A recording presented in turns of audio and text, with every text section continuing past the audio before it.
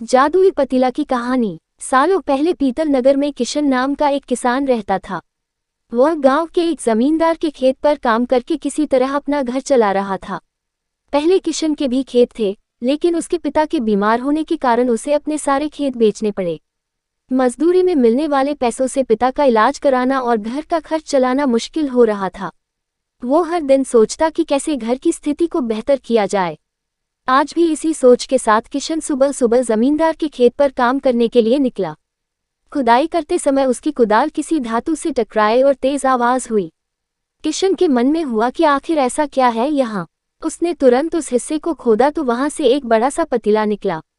पतीला देखकर किशन दुखी हो गया। किशन के मन में हुआ कि ये जेवरात होते तो मेरे घर की हालत थोड़ी सुधर जाती। फिर किशन ने सोचा कि चलो अब खाना ही खा लेता हूँ। किशन ने खाना खाने के लिए अपने हाथ की कुदाल उस पतीले में फेंक दी और हाथ मुंह धोकर खाना खाने लगा। खाना खत्म करने के बाद किशन अपनी कुदाल उठाने के लिए उस पतीले के पास पहुंचा। वहां पहुंचते ही किशन हैरान हो गया। उस पतीले के अंदर एक नहीं बल्कि बहुत सारे कुदाल थे। उसे कुछ समझ नहीं आया। तभी उसने अपने पास रखी एक टोकरी को भी उस पतीले में फेंक दिया।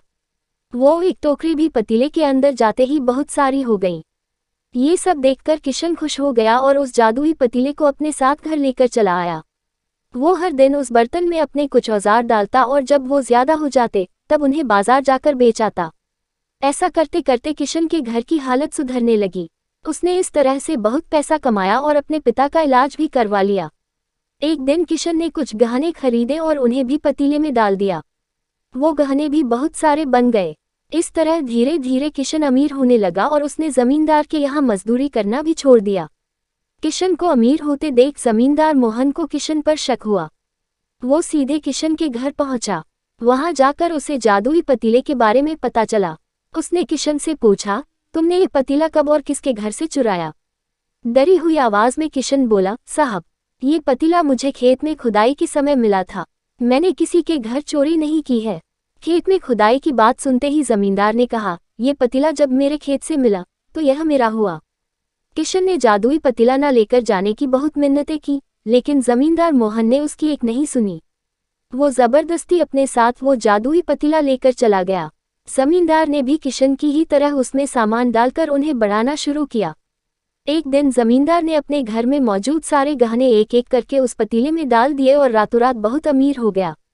एकदम से जमींदार के अमीर होने की खबर पीतल नगर के राजा तक पहुंच गई। पता लगाने पर राजा को भी जादुई पतीले की जानकारी मिली। फिर क्या था, राजा ने तुरंत अपने लोगों को भेजकर जमींदार के यहाँ से वो पतीला राजमहल मंगवा लिया।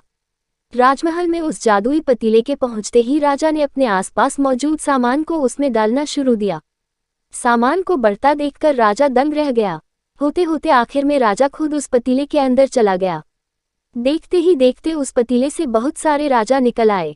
पतीले से निकला हर राजा बोलता, मैं पीतल नगर का असली राजा हूँ, तुम्हें तो इस जादुई पतीले ने बनाया है। ऐसा होते होते सारे राजा आपस में लड़ने लगे और लड़कर मर गए। लड़ाई के दौरान वो जादुई पतीला भी टूट गया।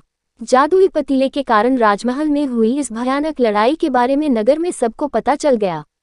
इस बात की जानकारी मिलते ही मजदूर किशन और जमींदार मोहन ने सोचा, अच्छा हुआ कि हमने उस जादुई पतीले का इस्तेमाल सही से किया। उस राजा ने अपनी मूर्खता के कारण अपनी जान ही खो दी। कहानी से सीख। जादुई पतीले की कहानी से दो सीख मिलती हैं। पहली कि मूर्खता का अंत बुरा ही होता है। दूसरी यह कि हर सामान का इस्तेमाल संभल कर करना चाहिए, अति हानिकारक हो सकती है।